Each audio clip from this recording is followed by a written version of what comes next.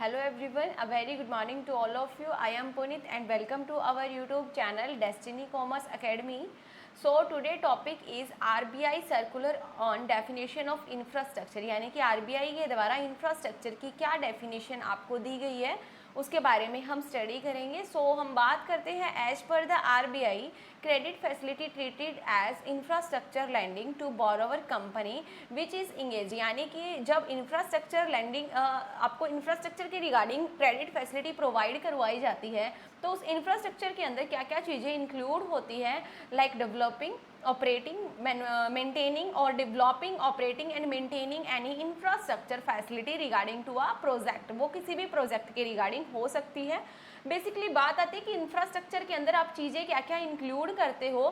So any infrastructure facility of similar nature, like यहाँ पे आपको कुछ पॉइंट्स दिए गए हैं. रोड इंक्लूड, जैसे कि रोड अगर बनाते हो तो उसके अंदर इंक्लूड होता है टोल रोड, ब्रिज और rail system. Number 2, highway project include other activities being integral part of the highway project, a port, airport, inland waterway और इनलैंड पोर्ट. अब water supply project, irrigation project, water treatment system, sanitation and sewage system and solid waste management system. Telecommunication services के अंदर आ जाता है. Basically अगर telecom की अगर आप सर्विसेज प्रोवाइड कर रहे हैं तो उसके अंदर इंक्लूड आ जाएगा आपका radio packing, domestic satellite services etcetera. So इस तरीके से आप इंफ्रास्ट्रक्चर के अंदर क्या क्या चीज़ें इंक्लूड करते हो जब कोई भी प्रोजेक्ट को रन कर रहे हो.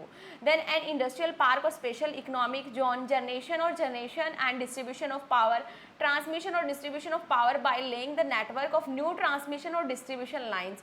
सो यहाँ पर बेसिकली आपको यहाँ पे स्टडी करना है सिर्फ आप इंफ्रास्ट्रक्चर के रिगार्डिंग कौन कौन सी चीज़ें आप इंक्लूड करते हो एज ए इंफ्रास्ट्रक्चर के रिगार्डिंग जब आपको लोन वगैरह या फिर क्रेडिट फैसिलिटी लेनी होती है तो एट दैट टाइम किसी भी प्रोजेक्ट के रिगार्डिंग सिर्फ आपको ये रीड आउट करना है और इससे ज़्यादा कुछ नहीं करना. Construction relating to a project involving agro processing, supply of input to agriculture, construction for preservation and storage proceed agro products, perishable goods. perishable वो goods होते हैं जो जल्दी खराब हो जाते हैं, उनके रिगार्डिंग अगर आप कुछ कंस्ट्रक्शन कर रहे हो तो एट दैट टाइम आपको क्या क्या फैसिलिटीज़ प्रोवाइड करवाई जाती है. नेक्स्ट देखिए, फिर बात करते हैं हम for rising the external commercial borrowing fund. अगर हम एक्सटर्नली कमर्शियल से फंड जो है वो बोरो करते हैं सो आरबीआई ने डेफिनेशन दी गई है इंफ्रास्ट्रक्चर की. इंफ्रास्ट्रक्चर में क्या क्या चीज़ें इंक्लूड होती है, telecommunication, power, railway, road include bridge, sea port और airport, industrial park, urban infrastructure. Urban infrastructure और आपका रूरल इंफ्रास्ट्रक्चर दोनों क्या रहेंगे, अलग रहेंगे. देन बात करते हैं वर्ल्ड बैंक की. World bank treat power, water supply, sewerage, communication, road, bridge, port, airport, railway, housing, urban services, oil gas production, mining sector as a infrastructure. यानी कि वर्ल्ड बैंक किसके साथ डील करता है तो ये सब जो चीज़ें हैं इनके सबके साथ वर्ल्ड बैंक भी डील करता है. देन बात करते हैं टाइप ऑफ इंफ्रास्ट्रक्चर. कितने टाइप का आपका इंफ्रास्ट्रक्चर होता है वो डिफरेंट पार्ट्स में डिवाइड किया गया है. सो आइए वन बाय वन हम डिस्कस करते हैं. यहाँ पर भी सिर्फ आपको बेसिकली पॉइंट्स ही रीड आउट करने हैं कि कौन से इंफ्रास्ट्रक्चर के अंदर कौन कौन से पॉइंट को इंक्लूड किया गया है. अकॉर्डिंग टू द सिंगर, ये आपका एक ऑथर है, उसके अकॉर्डिंग क्या क्या चीज़ें इंक्लूड की जाती है तो वो बताया गया है कि इकोनॉमिक्स के according education system, health services, housing, transport, power and irrigation among over the head capital. अब बात करते हैं सबसे पहले इकोनॉमिक इंफ्रास्ट्रक्चर की. सो इकोनॉमिक इंफ्रास्ट्रक्चर के अंदर आ जाता है ट्रांसपोर्ट. ट्रांसपोर्ट में आ जाएगा road, railway, shipping, port, airport, transport equipment etcetera. Then next देखिए, नेक्स्ट क्या है, कम्युनिकेशन. नेक्स्ट है आपका कम्युनिकेशन. ये पॉइंट्स आपको सिर्फ रीड आउट करने हैं, मैं रीड आउट करवा देती हूँ, कोई भी प्रॉब्लम नहीं आएगी. एंड आफ्टर दैट अगर आपको कुछ प्रॉब्लम हो तो आप कमेंट सेक्शन में पूछ भी सकते हैं. कम्युनिकेशन में आ जाता है ports, telegraph, telephone, radio, television, cinema etcetera. Then number 3 पे आता है energy and power, coal and electricity. Then next देखिए 4 पे आता है इंटरमीडिएट गुड्स एंड आउटपुट में आएगा आपका mineral, steel, metal, other steels, basic chemicals, fertiliser and pesticides, machine and machine tools. सिर्फ आपको रीड आउट करने हैं और इससे ज़्यादा नहीं करना है क्योंकि आपको पता होना चाहिए इंफ्रास्ट्रक्चर कितने टाइप में डिवाइड होता है और उनके अंदर क्या क्या चीज़ें इंक्लूड होती है. Increasing productivity of natural resource, reclamation of land, irrigation, drain, contour building and land reshaping, construction, consolidation of holding, high yielding bovine varieties. Next point है ये, यहाँ से जी पॉइंट है, fishing boats, fishing equipment and refrigeration.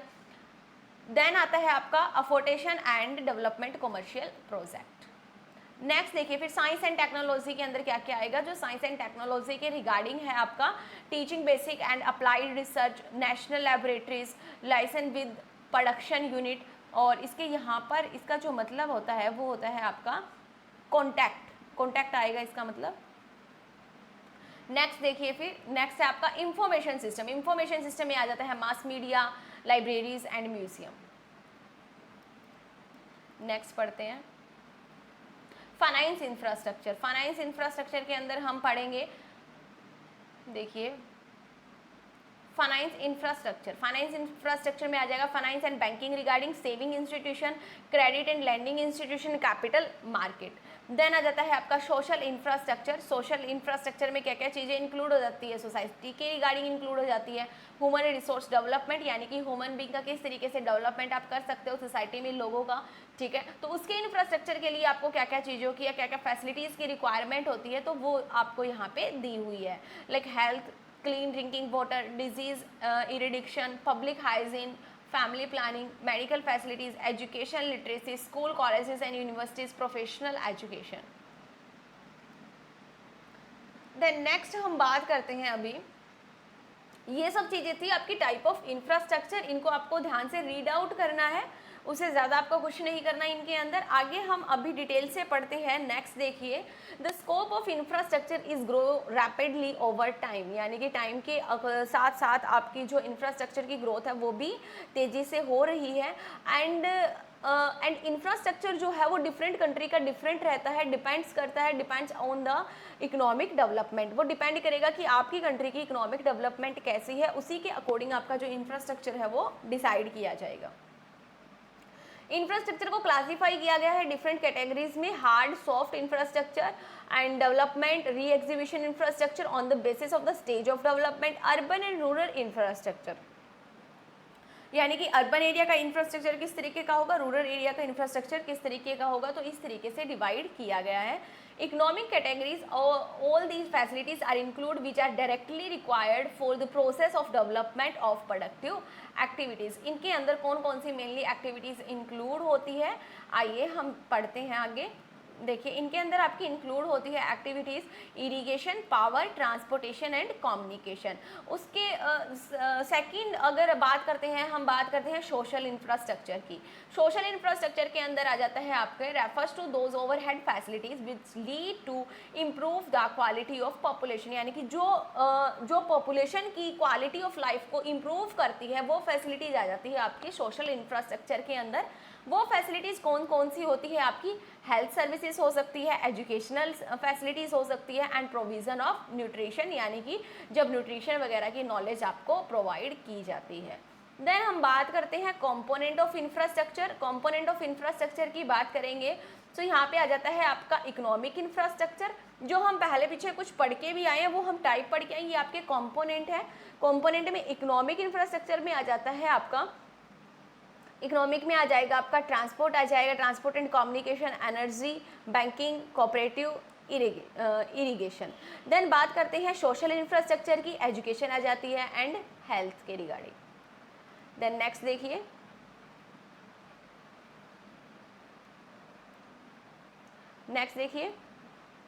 अब हम पढ़ते हैं कुछ इम्पोर्टेंस पढ़ेंगे हम इंफ्रास्ट्रक्चर के रिगार्डिंग की, क्या इंपॉर्टेंस रहती है इंफ्रास्ट्रक्चर की, हम स्टडी क्यों कर रहे हैं, किस लिए कर रहे हैं, क्यों हमारे लिए इम्पोर्टेंट है. तो यहाँ पे हम इम्पोर्टेंस पढ़ेंगे, importance of the infrastructure. They help in development of the market को डेवलपमेंट करने के लिए हमारी हेल्प करती है.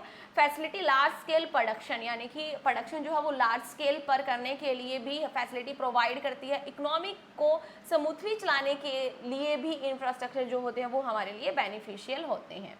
एंड नंबर 3 की बात करेंगे, they result in the territorial division of labour which is great. यानी कि लेबर का डिवीजन हो जाता है according to the areas. They also ensure price stability in the market, market में प्राइस स्टेबिलिटी रखने के लिए। And economic infrastructure define ensure mobility of labour and capital within the economy, economy के अंदर labour का और capital का किस तरीके से डिवीजन करना है according to the economic growth. Then next point देखिए, नेक्स्ट पॉइंट आपका ओवरऑल ग्रोथ होती है, टाउन की होती है, सिटीज़ की होती है, and lot of employment generation, employment opportunities provide की जाती हैं। जैसे जैसे हमारा इंफ्रास्ट्रक्चर ग्रो होगा वैसे वैसे ही हमारी इकोनॉमी की ग्रोथ भी होगी, एम्प्लॉयमेंट जनरेशन भी होगा और नई नई अपॉर्चुनिटीज़ भी आएगी लोगों को सेटल होने के लिए या फिर लोगों को काम भी मिलेगा। देन नेक्स्ट पॉइंट आता है नेशनल डिफेंस एक्टिविटीज़ के अंदर भी आपका रोल रहता है इंफ्रास्ट्रक्चर का। And infrastructure in the economy directly result होता है कि इसका unity of various economic components and meet out any emergency that arise, कोई भी इमरजेंसी अगर अराइज हो जाती है और आपका इंफ्रास्ट्रक्चर अगर स्ट्रॉन्ग है तो आप उसको इजीली मीट आउट कर सकते हो, इजीली सॉल्व कर सकते हो। Place and time utility, place and time utility का मतलब है, यूटिलिटी का मतलब होता है उपयोगिता, यानी कि सही प्लेस पे और सही टाइम पे सारी चीज़ें अवेलेबल हो जाती है। नेक्स्ट देखिए, फिर नेक्स्ट आपको बताया गया है infrastructure development vital role in the development of agriculture and industry, यानी कि एग्रीकल्चर का भी डेवलपमेंट होता है और इंडस्ट्रीज का भी डेवलपमेंट होता है।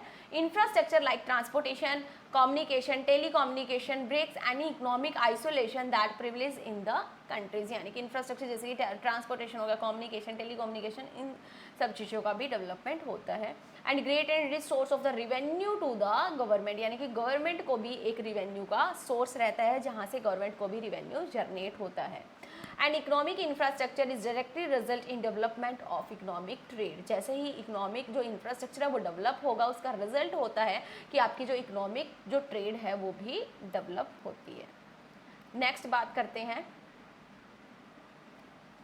नेक्स्ट हम पढ़ते हैं फिर इन्फ्लेशन। इन्फ्लेशन के बारे में पढ़ने से पहले आपको पता होना चाहिए इन्फ्लेशन होता क्या है, और इन्फ्लेशन को अगर हिंदी में हम डिफाइन करते हैं तो होता है महंगाई। अब महंगाई तो डे बाय डे बढ़ती जा रही है ना। सो महंगाई से आप क्या समझते हो, या फिर आपको इन्फ्लेशन की अगर बात करते हैं सो इन्फ्लेशन का बेसिकली मतलब होता है कि जब कोई भी गुड्स एंड सर्विसेज का प्राइस जो है वो इंक्रीज होने लग जाता है तो वो किसको डिनोट कर रहा है, इन्फ्लेशन को डिनोट कर रहा है। And inflation often affect the buying capacity of consumer, जो कि कंज्यूमर की बाइंग कैपेसिटी को अफेक्ट करता है। मान लीजिए सपोज कि आप पहले जो गुड्स है वो आपके कम रेट में थे तो आप ज़्यादा परचेज कर रहे थे, जैसे ही ज़्यादा रेट के हो गए तो आप कम परचेज करने लगे, तो यहाँ पर अल्टीमेटली हुआ क्या कि जो कंज्यूमर है वो उसकी बाइंग कैपेसिटी कम होगी, अफेक्ट करी ना डायरेक्टली या फिर इनडायरेक्टली। देन बात करते हैं, एक डेफिनेशन दी गई है कि inflation is the state which the value of money fall, जहाँ पर जो मनी की वैल्यू है वो कम हो जाती है और प्राइस जो है वो गुड्स के राइज हो जाते हैं। Inflation even and one important point आपको यहाँ पे दिया हुआ है कि कई बार क्या होता है कि inflation even without a rising in price level, inflation तब भी होता है अगर प्राइस लेवल के अंदर कुछ चेंज ना भी हो तब भी इन्फ्लेशन होता है, उसको हम बोलते हैं रिप्रेस्ड इन्फ्लेशन। तो ये आप ध्यान रखना, एमसीक्यू टाइप क्वेश्चन आपका बन सकता है यहाँ से। नेक्स्ट देखिए, फिर नेक्स्ट हम पढ़ते हैं type of inflation. Type of inflation के अंदर नंबर 1 होता है आपका demand pull inflation. Demand pull inflation का मतलब होता है too much thing chasing too few goods, यानी कि बहुत कम गुड्स के लिए आप बहुत ज़्यादा पैसे जो है वो दे रहे हो या फिर पे कर रहे हो, वो होता है आपका डिमांड पुल इन्फ्लेशन। देखिए यहाँ पे बताया गया है कि where general price level rise, जब आपको जनरल प्राइस लेवल राइज होता है because demand of goods and services exceed the supply available at existing price, जहाँ पर आपकी जो डिमांड है गुड्स एंड सर्विसेज की वो ज़्यादा है rather than the supply. Supply से जब ज़्यादा होती है गुड्स एंड सर्विसेज की डिमांड तो आप कम चीज़ के लिए भी या फिर थोड़ी चीज़ के लिए भी, थोड़ी क्वांटिटी के लिए भी जब आप ज़्यादा प्राइस पे करते हो वो होता है आपका डिमांड पुल इन्फ्लेशन। किस तरीके से होता है, आपकी इनकम मान लीजिए सपोज इंक्रीज हुई, आपको पहले आपकी इनकम थी 20,000, आपकी इनकम होगी 50,000, सो एडिशनल चीज़ों की डिमांड करोगे आप तो फिर आप क्या करोगे, प्राइस इंक्रीज होंगे, अगर ज़्यादा डिमांड होगी तो प्राइस इंक्रीज होंगे, ठीक है, एग्जिस्टिंग लेवल पे। देन बात करते हैं तो फिर किसको डिनोट होगा, ये demand pull inflation. Then next बात करते हैं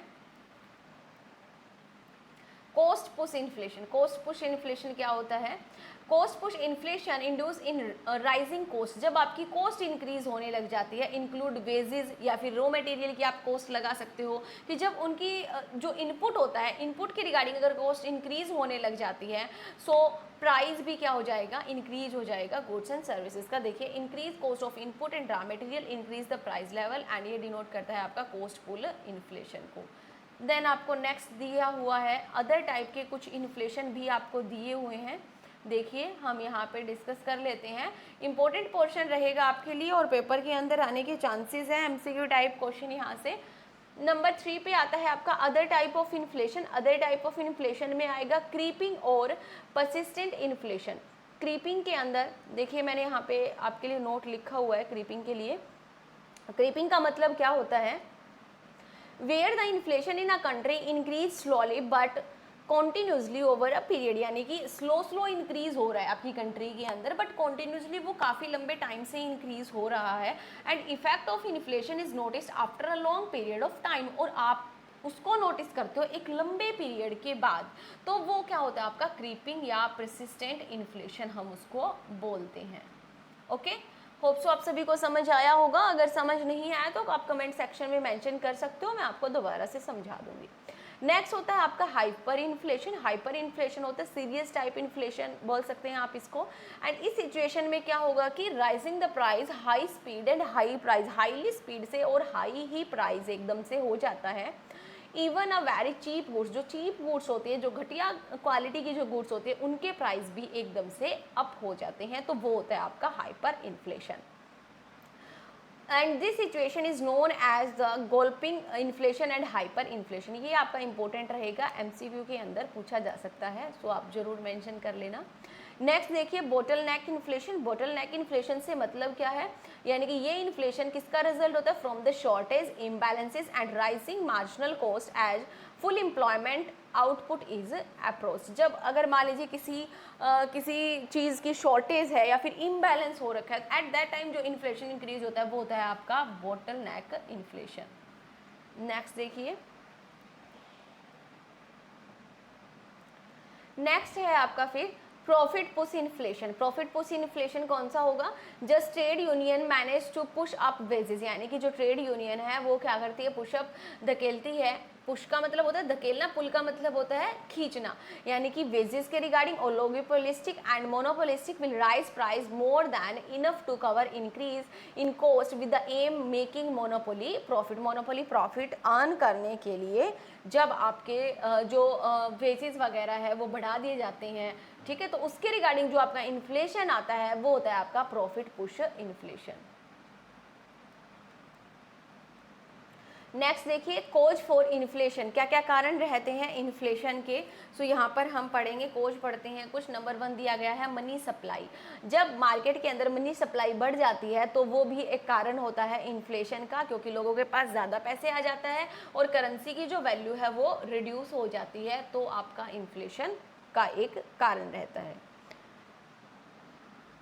नेक्स्ट है नेशनल डेब्ट। नेशनल डेब्ट में किस तरीके से, there are number of factor that influence national डेब्ट which include national borrows and spending. अब कंट्री के पास सिर्फ 2 ही ऑप्शन बचे हुए होते हैं, या तो वो टैक्स को इंक्रीज कर दे या फिर वो एडिशनल मनी प्रिंट कर दे, और अगर एडिशनल मनी प्रिंट करते हैं तो लोगों के पास ज़्यादा पैसा हो जाएगा, ज़्यादा पैसा हो जाएगा तो करेंसी की वैल्यू डाउन हो जाती है, करेंसी की वैल्यू डाउन होगी तो आपकी मार्केट के अंदर इन्फ्लेशन होगा, तो ये भी एक कारण हुआ। देन आता है demand pull effect and cost push effect, तो ये हम प्रीवियस में पढ़ के ही आए हैं, बाकी एक बार और मैं आपको बता देती हूँ।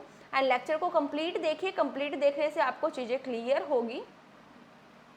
देखिए, डिमांड पुल इफेक्ट के अंदर हम पढ़ के आए हैं कि जब गुड्स एंड सर्विसेज की डिमांड जो है वो इंक्रीज होने लग जाती है और जिसका रिजल्ट होता है कि प्राइस भी इंक्रीज हो जाता है।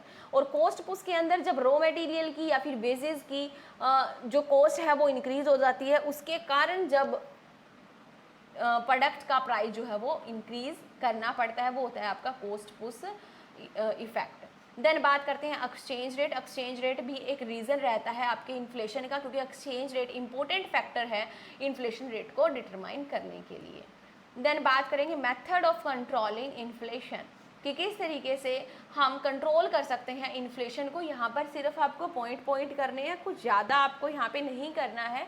क्या क्या मेथड रहेंगे कंट्रोल करने के इन्फ्लेशन को। Number 1, increase the taxation. अगर आप टैक्सेशन को इंक्रीज कर देते हो तो लोगों के पास जो पैसा है वो आपके पास आ जाएगा, कंट्रोल भी हो जाएगा, लोगों के पास कम पैसा रह जाएगा, यानी कि मार्केट में अल्टीमेटली कम पैसा रहेगा, तो यहाँ से आप इन्फ्लेशन को कंट्रोल कर सकते हो। Number 2, by reducing government expenditure on capital project and restriction on import, rationing and price control. तो इन सब को करके आप अपने इन्फ्लेशन को कंट्रोल कर सकते हो।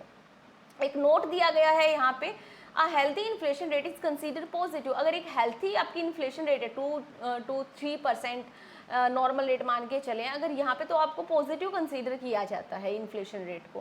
क्यों किया जाता है? क्योंकि डायरेक्टली रिजल्ट होगा कि इंक्रीज वेजेस और corporate profitability and maintain capital flowing in growing economy. क्योंकि कॉर्पोरेट के लिए भी प्रॉफिटेबल रहेगा, वेजेस अगर वेजेस वगैरह इंक्रीज करते तो उनके लिए भी प्रॉफिट रहेगा, काम भी अच्छे से होगा और आपके इकोनॉमी की ग्रोथ भी होगी। तो इतना हेल्थी इन्फ्लेशन होना चाहिए, बट हाइपर इन्फ्लेशन नहीं होना चाहिए। नेक्स्ट फिर हम पढ़ते हैं inflation and interest rate. Inflation और इंटरेस्ट रेट जो हम पढ़ते हैं दोनों ही आपके क्या रहेंगे, both are closely related and generally refers together in microeconomics के अंदर हम पढ़ते हैं। बेसिकली बात करते हैं, inflation is the rate at which general level price for goods and services rise. Inflation rate का मतलब क्या होता है कि वो रेट जिस रेट से जनरली जो प्राइस है वो इंक्रीज हो रहे हैं गुड्स एंड सर्विसेज के। ओके, यहाँ पे बताया गया है कि जब प्राइस इंक्रीज होता है this lead to falling the purchasing power. यही तो हम पीछे कंसेप्ट पढ़ के आए कि जैसे ही प्राइस इंक्रीज होता है कोई भी गुड्स एंड सर्विसेज का, सो परचेजिंग पावर क्या होती है, कम होती है ना किसी भी पर्सन की, या फिर करेंसी की आप लगा सकते हो। यहाँ पे करेंसी की जो परचेजिंग पावर है वो कम होती है, वैल्यू आप लगा सकते हो कि करेंसी की वैल्यू कम होती है। And it is very much necessary to keep inflation rate within permissible limit, यानी कि ज़रूरी है कि हमारी परमिसेबल जो लिमिट है उसी के अंदर ही इन्फ्लेशन रेट रहनी चाहिए। नंबर 1 तो हमने ये पढ़ा। नंबर 2 हम पढ़ते हैं इंटरेस्ट रेट। इंटरेस्ट रेट क्या होती है? At which lender is lending fund to borrower, यानी कि जो फंड प्रोवाइड किया जाता है, करवाया जाता है। जैसे कि आप मान लीजिए आपको किसी से पैसे उधार लेने हैं, तो वो बोलते हैं कि ठीक है मैं आपको उधार दे दूंगा पैसे, लेकिन आपको 2% की रेट से मेरे को ब्याज देना पड़ेगा या इंटरेस्ट पे करना पड़ेगा, तो वो होती है आपकी इंटरेस्ट रेट। ठीक है, तो यहाँ पर अगर बात करते हैं कि इंटरेस्ट रेट जो डिसाइड की जाती है वो 2 फैक्टर को कंसीडर करके ही डिसाइड की जाती है। कौन कौन से 2 फैक्टर कंसीडर किए जाते हैं, देखिए पढ़ते हैं हम। सो यहाँ पे कैपिटल अवेलेबिलिटी, अगर कैपिटल अवेलेबल अगर हाई रेट चार्ज करे तो इसका मतलब कैपिटल आपको कॉस्टली मिल रही है। और अगर आप money is cheap, people will get the motivate to get the money the market, तो वो मोटिवेट हो जाते हैं मनी को रिसीव करने के लिए, जिसका रिजल्ट रहता है कि वैल्यू ऑफ मनी डिक्रीज हो जाती है और इन्फ्लेशन आपका इंक्रीज हो जाता है। नेक्स्ट देखिए, फिर नेक्स्ट बताएगा the interest rate for loan and deposit are different rate रहती है आपकी। लोन जब आप लेते हो तब और जब आप डिपॉजिट करवाते हो तब डिफरेंट रहेगी। अगर आप लोन ले रहे हो तो आपकी रेट ऑफ इंटरेस्ट हाई रहती है, बट अगर आप डिपॉजिट करवा रहे हो तो आपकी रेट ऑफ इंटरेस्ट कम रहेगी।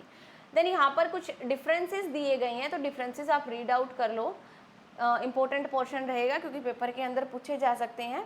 सो यहाँ पर अगर हम बात करते हैं रिलेशनशिप की, relationship between the inflation and interest rate.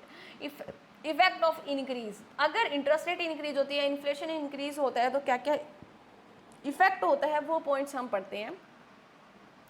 Number 1, interest rate is increase. अगर इंटरेस्ट रेट इंक्रीज होगी तो इन्फ्लेशन डिक्रीज होगा। ठीक है, क्योंकि इंटरेस्ट रेट क्या है आपकी इंक्रीज है तो इन्फ्लेशन क्या होगा, कम होगा ना। इंटरेस्ट रेट ज़्यादा है तो लोग कम पैसा लेंगे, कम पैसा लेंगे तो क्या होगा, लोगों के पास कम पैसा होगा तो इन्फ्लेशन डिक्रीज होगा। और यहाँ पर अगर इन्फ्लेशन इंक्रीज है तो इसका मतलब क्या हुआ, इंटरेस्ट रेट डिक्रीज है। ठीक है, तभी इन्फ्लेशन ज़्यादा है, लोगों के पास पैसा ज़्यादा है क्योंकि कम रेट पे पैसा मिल रहा है। देन बात करते हैं मनी सर्कुलेशन में, यहाँ पे कम होगा, और अगर इन्फ्लेशन अगर ज़्यादा है तो मनी सर्कुलेशन मार्केट में ज़्यादा होगा। Borrowing become expensive, borrowing become cheap, and अगर demand for goods and services decrease and demand and goods and services increase. Next देखिए, नेक्स्ट आपको यहाँ पे बताया गया है कि interest rate increase lead to fall the price of the goods and services. जैसे ही इंटरेस्ट रेट आपकी इंक्रीज होगी, सो जो प्राइस होगा गुड्स एंड सर्विसेज का वो क्या होगा, आपका फॉल होगा।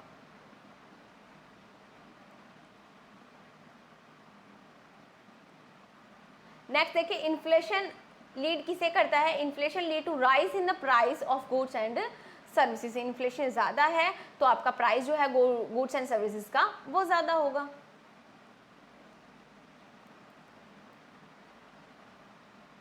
नेक्स्ट देखिए, अब बताया गया है कि इफेक्ट ऑफ डिक्रीज, डिक्रीज के क्या क्या इफेक्ट रहेंगे। इंटरेस्ट रेट अगर डिक्रीज होती है सो इन्फ्लेशन इंक्रीज होगा, क्योंकि लोगों के पास बहुत ज़्यादा पैसा हो जाएगा, लोगों के पास पैसा होगा तो इन्फ्लेशन इंक्रीज होगा।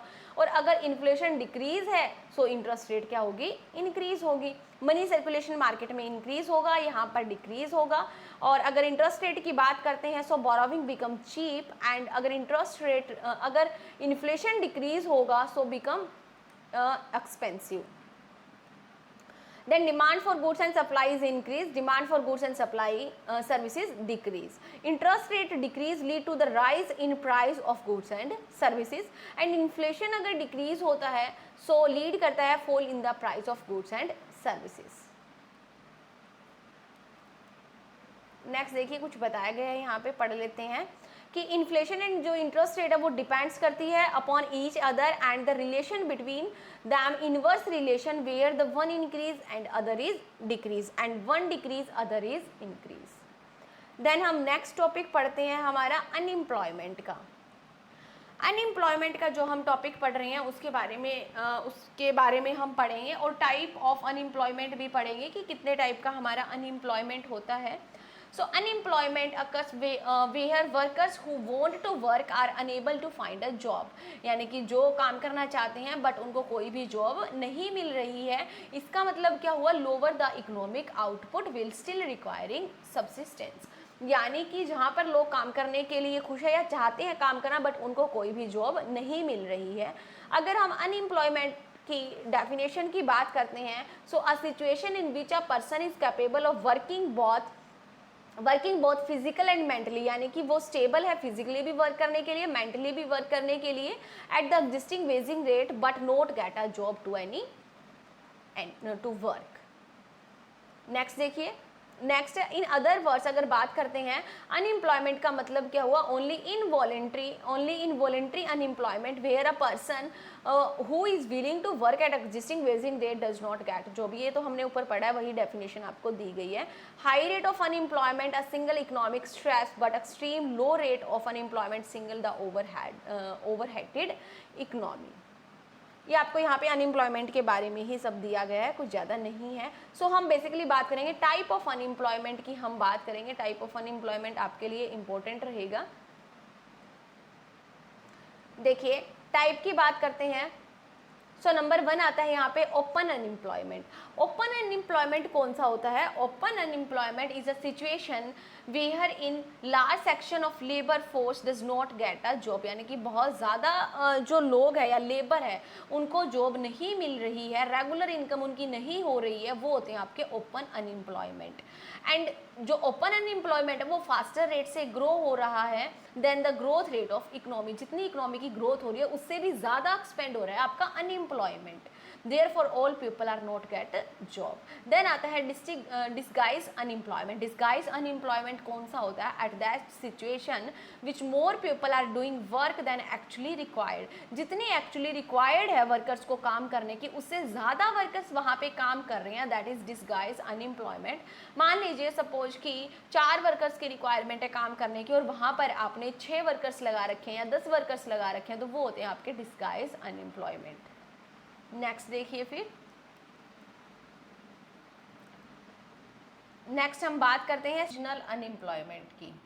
देखिए, सीजनल अनएम्प्लॉयमेंट का मतलब क्या होता है, सीजनल अनएम्प्लॉयमेंट जो कि सीजन टू सीजन वरी करता है, लाइक एग्रीकल्चर की बात करते हैं, holiday resort, ice factories, okay, यानी कि गर्मी में आइस फैक्ट्री ज़्यादा चलती है, सर्दी के अंदर कम चलती है, तो इस तरीके से जो अनएम्प्लॉयमेंट है वो सीजनल भी होता है, ओके, यानी कि ऑफ सीजन में अलग रहेगा आपका और जब सीजन आपका पीक पे होगा तो अलग रहता है।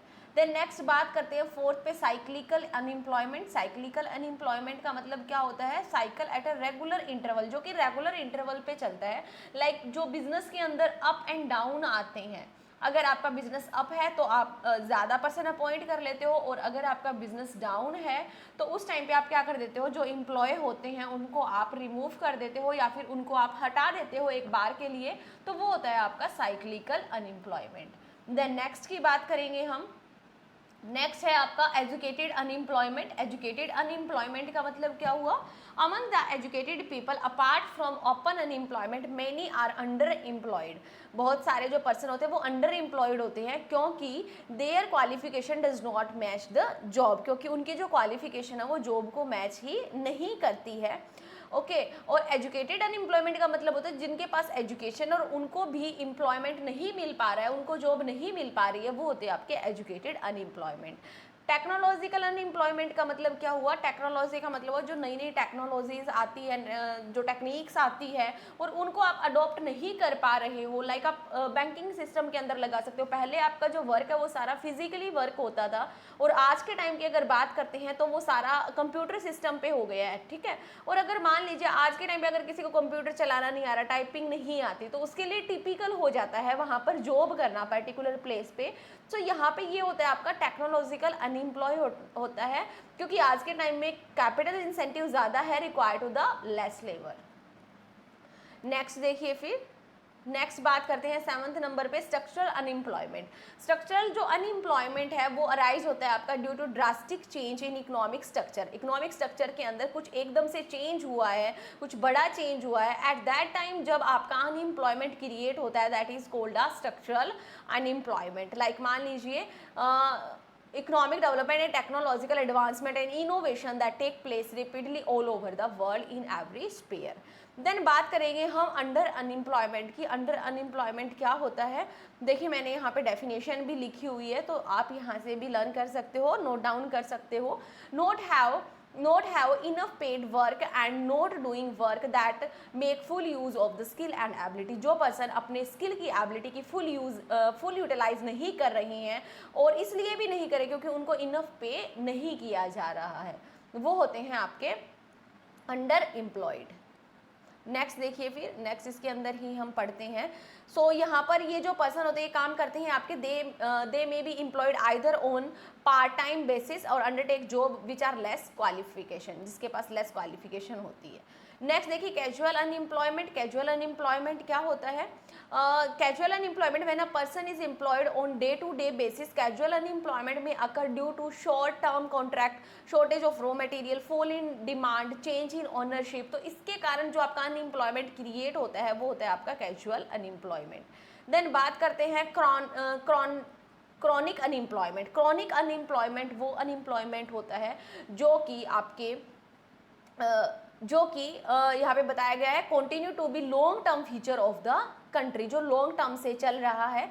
Rapidly growth of population and inadequate level of economic development, यानी कि आपकी जो पॉपुलेशन की ग्रोथ है वो रैपिडली बढ़ रही है, तेज़ी से बढ़ रही है, और जो इकोनॉमिक डेवलपमेंट है वो आपका इतना तेज़ी से नहीं बढ़ रहा है। तो इसके कारण जो भी क्रिएट होती है प्रॉब्लम्स या अनएम्प्लॉयमेंट, वो होता है आपका क्रॉनिक अनएम्प्लॉयमेंट।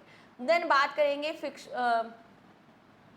फ्रिक्शनल अनएम्प्लॉयमेंट की। फ्रिक्शनल अनएम्प्लॉयमेंट वो अनएम्प्लॉयमेंट होता है due to the improper adjustment रहती है between supply of labour and demand for labour की। दोनों का जो बैलेंस रहता है, सप्लाई और डिमांड का दोनों का इक्वल रहना चाहिए, बट जब भी supply of labour and demand for labour जब आपका एडजस्टमेंट इम्प्रॉपर रहता है तो वो कहलाता है आपका फ्रिक्शनल अनएम्प्लॉयमेंट। नेक्स्ट है फिर 12th नंबर पे हम बात करेंगे।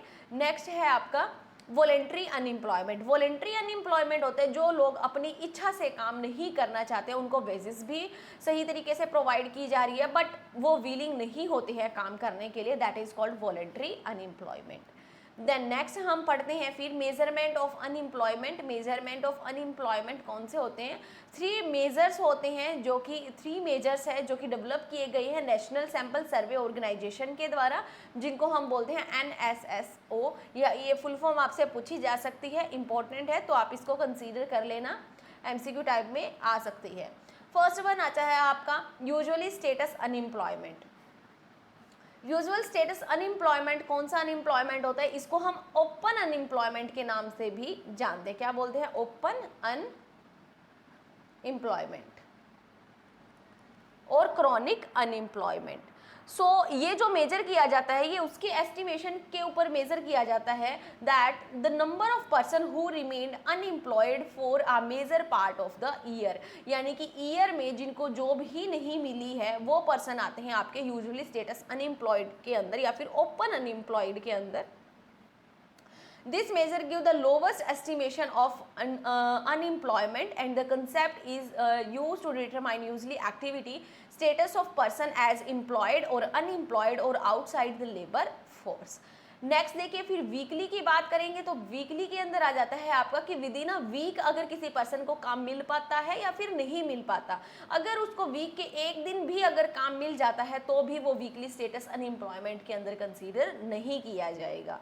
देन आता है currently daily status unemployment.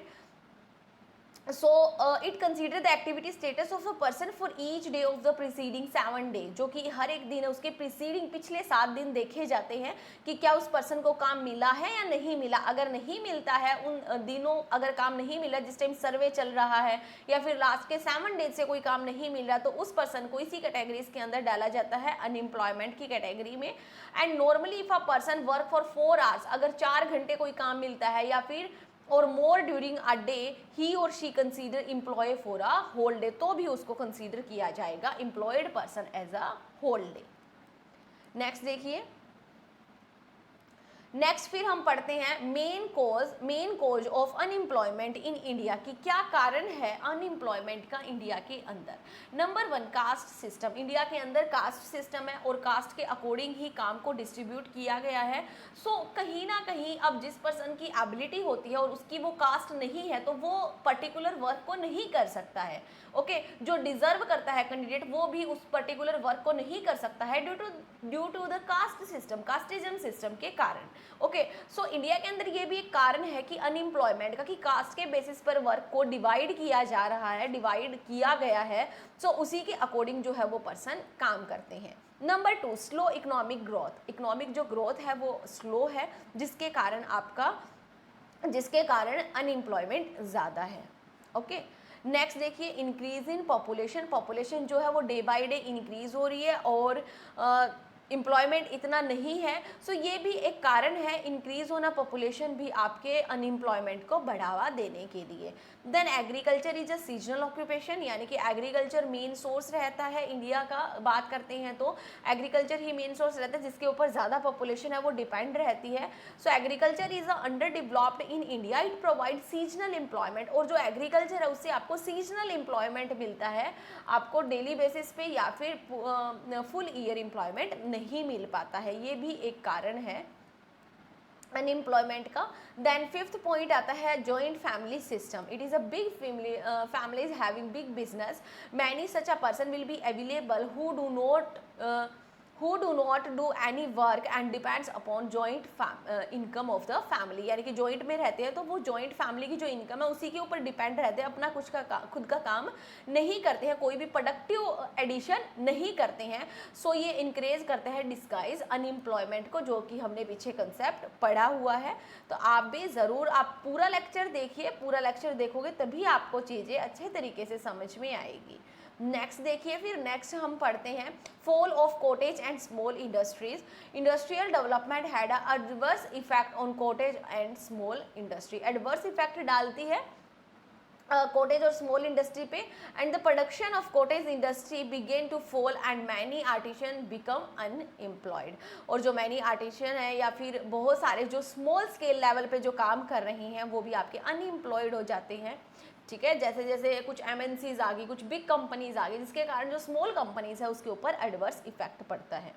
Next, slow growth of industrialisation. Industrialisation की स्लो ग्रोथ रेट है जिसके कारण भी अनएम्प्लॉयमेंट बढ़ रहा है। Less saving and investment. Less saving and investment के अंदर हम क्या पढ़ेंगे, देखिए, लेस सेविंग और इन्वेस्टमेंट के अंदर हम पढ़ते हैं कि investment depends upon saving. Investment के ऊपर, इन्वेस्टमेंट जो होती है वो डिपेंड होती है सेविंग पे, एंड सेविंग इज इनएडिक्वेट, यानी कि एडिक्वेट नहीं है, सेविंग हमारे पास कम है, तो हम कोई भी नया प्लान या फिर कोई नया प्लांट इन्वेस्टमेंट कहीं पे नहीं कर सकते हैं, जिसके कारण क्या होता है, अनएम्प्लॉयमेंट क्रिएट होगा। क्योंकि मान लीजिए अगर हमने कहीं पर बिजनेस सेटअप कर दिया तो उससे क्या होगा, लोगों को रोजगार मिलेगा, ठीक है। अगर हमारे पास सेविंग नहीं है, हमने इन्वेस्टमेंट नहीं की, तो लोगों को कहाँ से रोजगार मिलेगा। ओके, तो ये हमने आज का टॉपिक किया है।